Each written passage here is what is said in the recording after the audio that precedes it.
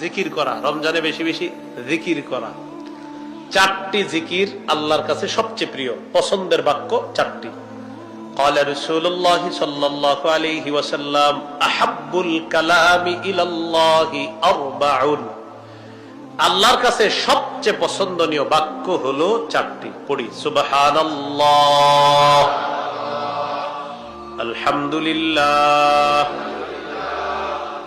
লা ইলাহা ইল্লাল্লাহ,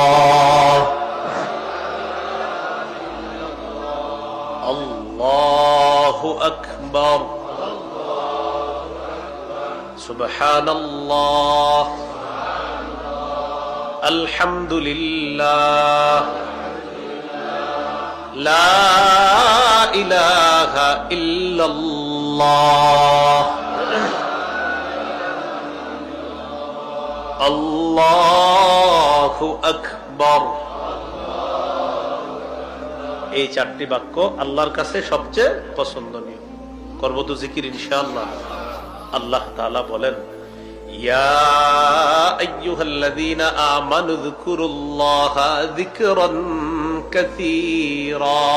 হে ঈমানদারগণ, তোমরা বেশি বেশি আল্লাহর জিকির করো, স্মরণ করো।